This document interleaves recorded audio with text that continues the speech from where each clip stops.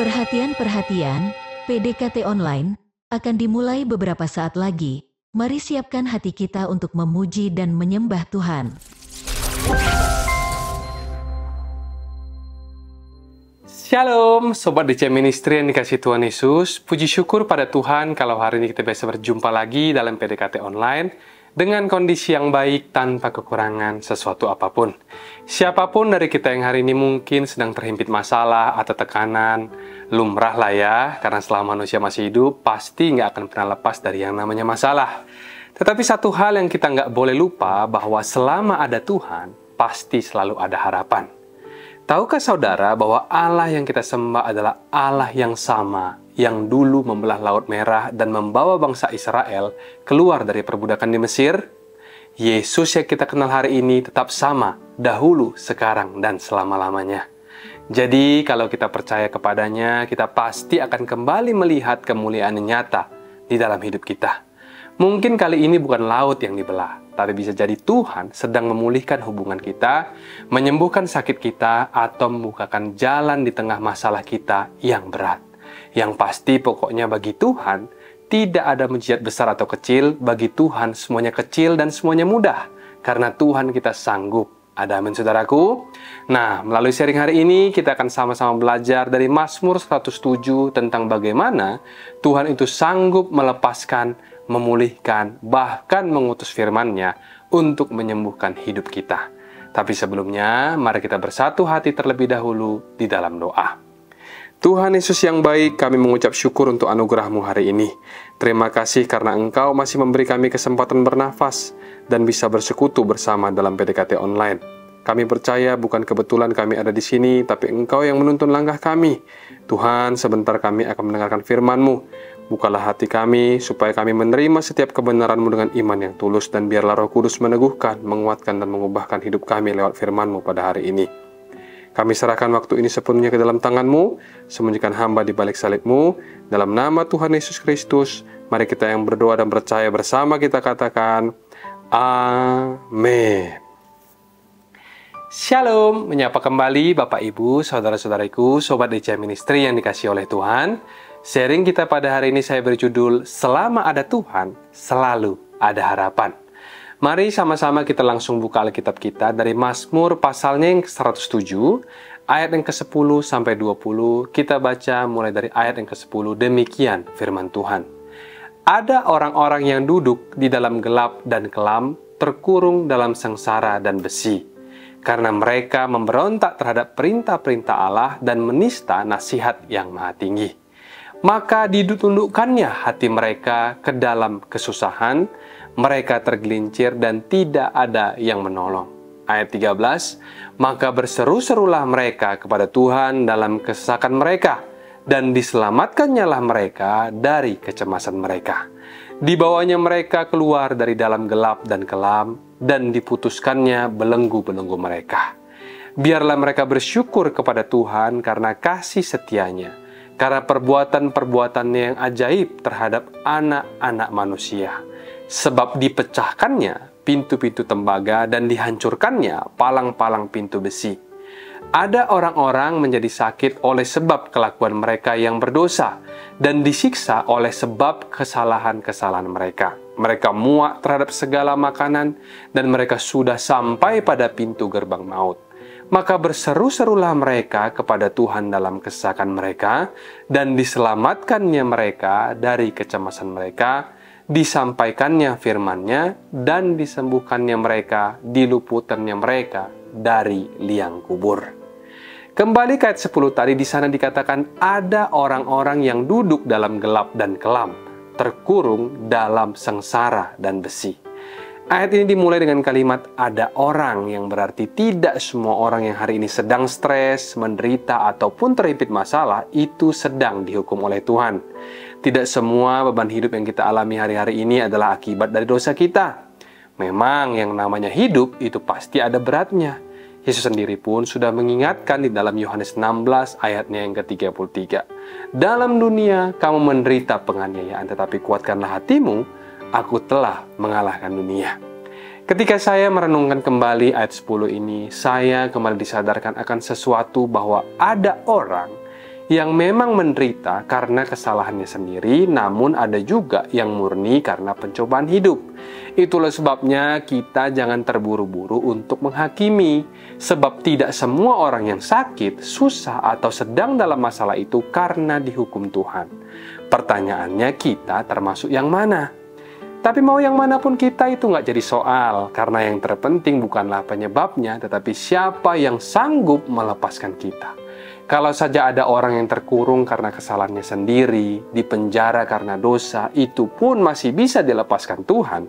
Apalagi kita yang mungkin hari ini menderita bukan karena kesalahan kita, tentu Tuhan juga sanggup untuk menolong. Jadi kalau hari ini ada di antara kita yang merasa sedang duduk di dalam gelap, atau merasa terkurung dalam sengsara dan besi, atau merasa kok hidup ini dihantam masalah yang datang bertubi-tubi, entah itu soal utang, sakit penyakit, relasi yang rusak, ataupun kebiasaan buruk yang mengikat, ingatlah saudaraku, kita belum game over. Selama masih ada Tuhan, selalu ada harapan. Karena Allah kita adalah Allah yang melepaskan. Tidak ada masalah yang terlalu sulit bagi Dia, dan tidak ada beban yang terlalu berat, dan tidak ada jeruji yang terlalu kuat, sebab bagi Tuhan tidak ada yang mustahil. Ada amin, saudaraku. Dan sekarang kita akan lanjut ke ayat 11. Di sana dikatakan, sebab mereka memberontak terhadap perintah-perintah Allah dan menista nasihat yang maha tinggi.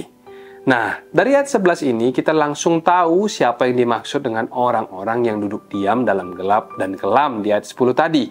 Mereka adalah orang yang memberontak terhadap perintah Allah. Bukan sekedar lalai atau lupa, tetapi dengan sengaja menista nasihat Allah yang maha tinggi. Mereka tahu apa yang benar, tapi memilih untuk melawan. Jadi jelas sekali ini bukan penderitaan karena kondisi hidup, tetapi penderitaan yang lahir dari pembangkangan terhadap Allah. Nah, kalau begitu yang jadi pertanyaan berikutnya adalah apakah Tuhan marah? Atau apakah Tuhan langsung menghukum mereka? Disinilah kita melihat luar biasanya kasih Tuhan. Dari ayat-ayat yang selanjutnya, kita akan belajar bahwa Tuhan kita penuh belas kasihan. Bahkan dalam tanda kutip, seolah Tuhan itu banyak mengalah sama kita orang berdosa. Kalau Tuhan tidak pernah ngalah sama kita, mungkin kita semua sudah lama binasa. Karena pada kenyataannya semua manusia berdosa. Bedanya hanya ada yang lebih jahat, ada yang kurang jahat.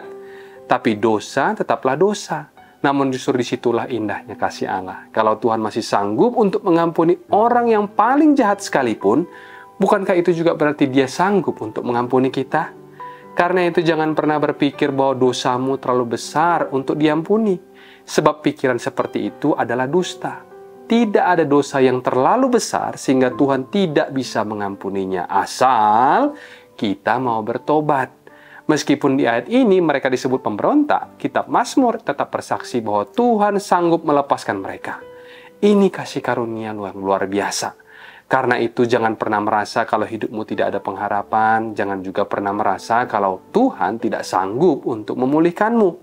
Sebab kasih dan kuasa Allah selalu lebih besar dari pemberontakan kita.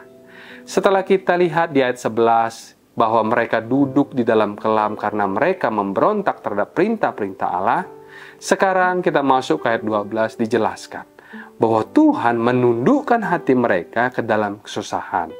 Saudaraku dengar baik, di sini Tuhan mengizinkan orang yang keras hati tadi masuk ke dalam kesesakan itu bukanlah karena Tuhan senang melihat penderitaan mereka, bukan.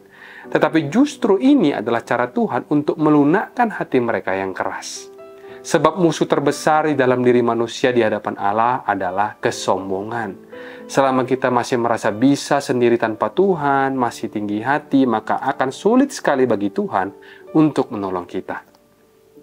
Terkadang ada orang yang sudah sering mendengar firman tapi hatinya tetap keras, maka Tuhan izinkan mereka jatuh dalam masalah supaya mereka sadar bahwa tanpa Tuhan mereka tidak bisa apa-apa. Firman Tuhan sudah jelas berkata, segala lutut akan bertelut dan segala lidah akan mengaku Yesus Kristus adalah Tuhan. Cepat atau lambat semua orang akan tunduk di hadapan Kristus. Pertanyaannya, apakah kita mau tunduk sekarang, di saat masih ada kesempatan, atau nanti ketika sudah terlambat? Karena itu jangan keraskan hatimu. Kalau hari ini kita sedang berada dalam masalah, jangan buru-buru kecewa dan jangan juga marah-marah sama Tuhan. Karena kalau kita begitu, itu sama saja seperti kita sedang menendang batu. Yang sakit ya kita sendiri dan bukan Tuhan. Tapi justru di tengah kesesakan itulah saatnya kita belajar untuk merendahkan hati, berserah di hadapan Tuhan dan percaya bahwa Dia sanggup untuk menolong kita. Lihat bagaimana teladan Paulus dan Silas. Mereka dipenjara bukan karena bersalah, melainkan karena Injil. Namun mereka tidak mengeluh, tidak marah, melainkan menaikkan pujian. Dan apa yang terjadi? Penjara berguncang, rantai terlepas, pintu terbuka, bahkan kepala penjara dan seisi rumahnya diselamatkan. Jadi kalau hari ini kita dalam kesulitan, jangan ikuti egomu. Dan jangan juga pakai mulut bibirmu untuk bersungut-sungut, tapi bukalah mulutmu untuk memuji Tuhan. Karena ketika hati dilembutkan dan kita merendahkan diri di hadapannya, maka ruang terbuka bagi Tuhan untuk bekerja. Dan percayalah, Tuhan kita selalu siap untuk melepaskan kita. Kalau di ayat 12 tadi kita sudah lihat bagaimana Tuhan menundukkan hati mereka ke dalam kesusahan, bukan karena Tuhan itu kejam, tapi karena Ia rindu hati yang keras itu dilembutkan. Maka di ayat selanjutnya di ayat 13 menunjukkan titik baliknya. Di sana dikatakan, maka berseru-serulah mereka kepada Tuhan dalam kesesakan mereka dan diselamatkannya lah mereka dari kecemasan mereka. Begitu mereka berseru, langsung Tuhan bertindak. Tidak ada jeda, tidak pakai basa-basi. Seketika itu juga Tuhan menyelamatkan mereka. Itulah kasih setia Tuhan. Dia tidak menunggu kita sempurna dulu, baru Dia menolong. Dan yang menariknya, yang berseru di sini bukan orang benar, tapi justru orang yang sudah jelas-jelas salah. Orang yang memberontak, menista nasihat Tuhan dan layak dihukum, yang harusnya mereka binasa. Tapi justru disinilah kasih karunia Allah nyata. Tuhan menolong bukan karena mereka layak, tapi karena Ia penuh dengan belas kasihan. Itulah kasih karunia yang murni, seperti emas 24 karat tanpa campuran. Kalau Tuhan mau hitung-hitungan dengan kita, maka tidak seorang pun dari kita yang bisa selamat. Sebab firman Tuhan dalam Roma 3:23 sudah berkata, karena semua orang telah berbuat dosa dan telah kehilangan kemuliaan Allah. Jadi kalau keselamatan itu bergantung kepada kebaikan kita, maka tidak ada satupun kita yang bisa selamat.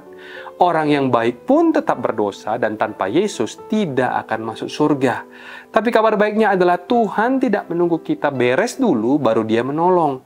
Sama seperti perempuan yang kedapatan berzina dalam Yohanes 8, semua bukti sudah jelas, ia tertangkap basah, tidak ada ruang untuk membela diri.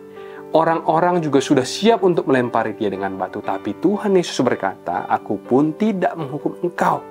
Pergilah dan jangan berbuat dosa lagi mulai dari sekarang. Itu bukan berarti Tuhan kompromi dengan dosa, melainkan bukti kasih Tuhan yang begitu besar kepada orang berdosa.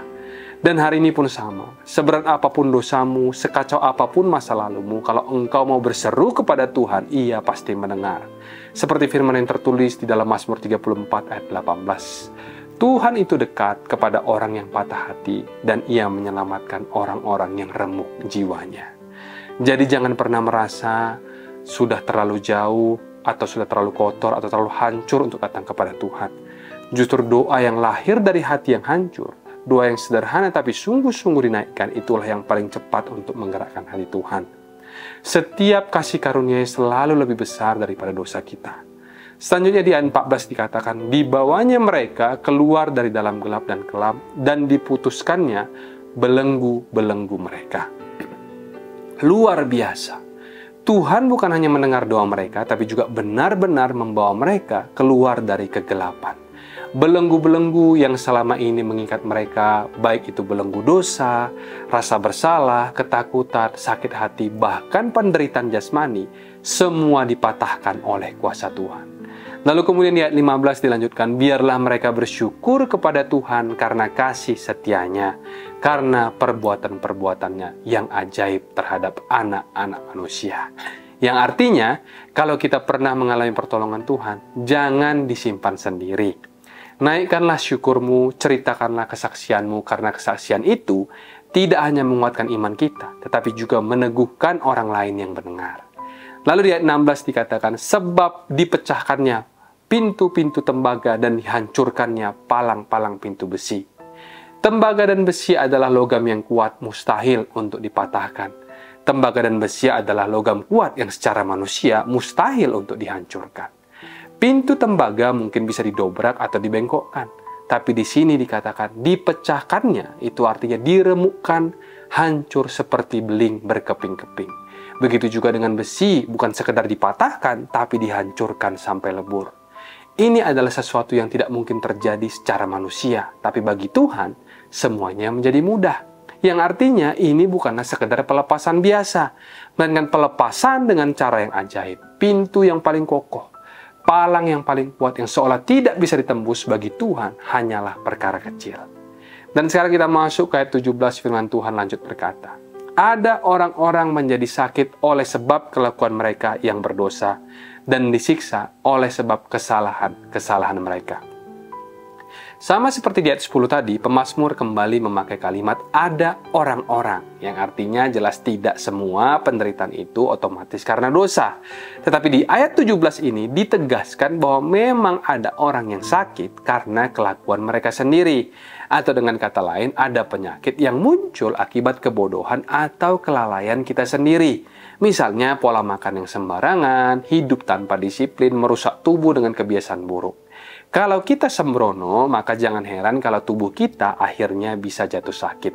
Namun di sisi lain kita juga tahu ada orang-orang yang sudah menjaga kesehatan dengan baik, pola hidupnya teratur, makan juga dijaga, dan rajin olahraga tapi tetap bisa sakit bahkan meninggal mendadak. Itu membuktikan bahwa hidup dan mati tetap sepenuhnya ada di tangan Tuhan.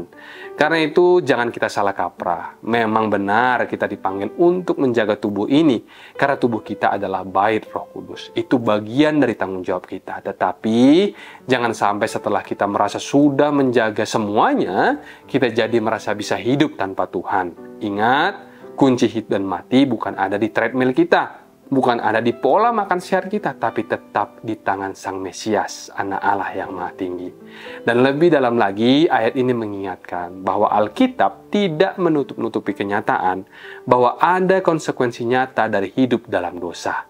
Ada sakit yang memang datang karena dosa. Maka dari itu marilah kita memilih untuk hidup bijaksana, menjaga tubuh kita dengan baik, tapi yang terutama jagalah hati supaya tetap melekat kepada Tuhan, karena dari situlah terpancar kehidupan. Lalu di ayat 18 lanjut dikatakan, orang-orang ini sampai muak terhadap makanan. Itu pertanda bahwa penyakit mereka sudah parah, akut, bahkan terminal, alias sudah di ujung nyaris tidak ada harapan. Namun perhatikan di ayat 19 dikatakan, maka berseru-serulah mereka kepada Tuhan dalam kesesakan mereka, dan diselamatkannya mereka dari kecemasan mereka. Luar biasa bukan? Meskipun sakit itu akibat kebodohan mereka sendiri, meskipun secara logika mereka pantas untuk menerima akibatnya, Tuhan tetap mendengar seruan mereka. Dan bukan menunggu nanti-nanti, tapi langsung seketika itu juga Tuhan bertindak. Kadang hati kita ini bisa protes, Tuhan biar aja mereka rasakan akibatnya, biar aja mereka hancur. Tapi justru disitulah kasih karunia Tuhan nyata. Kalau Tuhan hanya menolong orang yang cukup baik, maka habislah kita semua. Karena faktanya kita semua sama-sama orang berdosa. Tetapi kasih karunia yang selalu lebih besar daripada kegagalan kita. Dan di ayat 20 kembali menegaskan, disampaikannya firman-Nya dan disembuhkannya mereka, diluputkannya mereka dari liang kubur. Cara Tuhan menyembuhkan adalah melalui firman-Nya. Dan firman itu menunjuk kepada Yesus Kristus sendiri. Yohanes 1 ayat 14 berkata, firman itu telah menjadi manusia. Yesus datang bukan hanya untuk menembus dosa, tapi juga menanggung sakit penyakit kita. Yesaya 53. Di kayu salib lunas sudah dosa kita ditebus, kutuk dipatahkan dan penyakit kita ditanggungnya. Dan kalau kita membaca Injil, kita juga akan melihat pola yang sama. Hampir semua mujizat Yesus terjadi hanya lewat perkataan. Ia berkata, sembuhlah, dan hamba perwira langsung sembuh. Dan ia berkata, Lazarus keluarlah, dan Lazarus yang sudah mati 4 hari bangkit dan keluar dari kubur. Kuasa kesembuhan ada di dalam firman-Nya. Karena itu kalau hari ini engkau sedang sakit, terkulai lemah, atau bahkan merasa sudah ada pada pintu gerbang maut, jangan percaya pada kata dunia. Dan jangan percaya bisikan iblis, jangan percaya pada perasaan negatifmu sendiri. Tapi percayalah pada firman Tuhan, sebab firman itu hidup berkuasa, dan ketika Roh Kudus mengurapinya dalam hatimu, firman itu jadi nyata, jadi daging, dan membawa kesembuhan serta pemulihan. Jadi jangan berhenti berseru saudaraku, Tuhan masih sanggup, firman tetap sama, menyembuhkan, meluputkan, dan memulihkan hidup kita. 3 poin yang bisa kita petik dari sharing kita hari ini yang berjudul Selama Ada Tuhan, Selalu Ada Harapan. Maka poin yang pertama, Tuhan mampu membawa kita keluar dari kegelapan. Tuhan tidak pernah membiarkan kegelapan jadi game over di dalam hidup kita. Sekuat apapun rantai yang mengikat, sekeras apapun jeruji yang menahan, kuasa Tuhan sanggup mematahkan semuanya dan membawa kita keluar dari lembah yang kelam.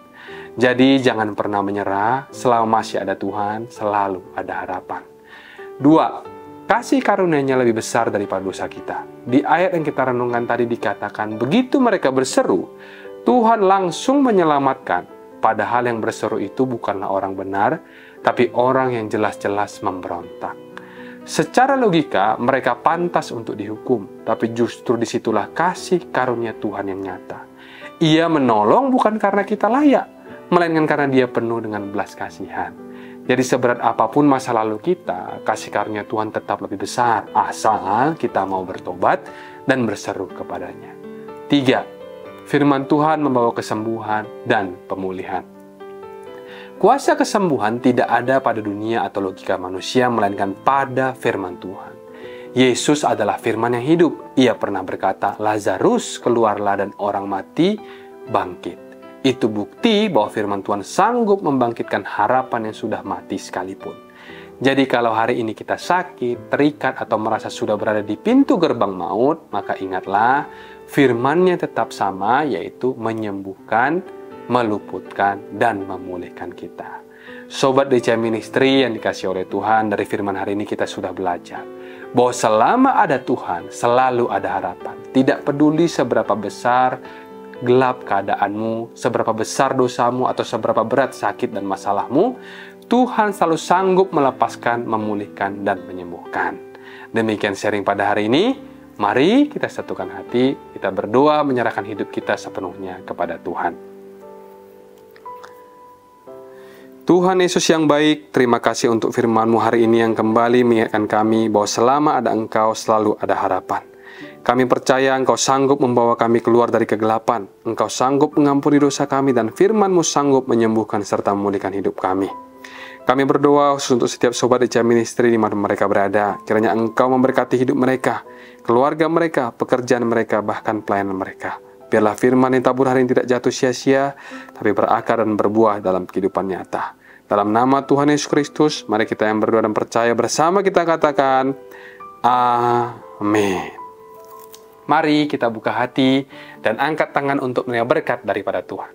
Terimalah kiranya berkat dari Allah Bapa, cinta kasih Tuhan Yesus Kristus, penyertaan Allah Roh Kudus akan menyertai hidupmu mulai hari ini. Bahkan sampai kali yang kedua Tuhan Yesus datang menjemput kita, namamu tercatat di dalam kitab kehidupan. Dalam nama Tuhan Yesus yang percaya dan berkati, katakan bersama, Amin, Amin, Amin. Tuhan Yesus memberkati. Shalom dan sampai jumpa.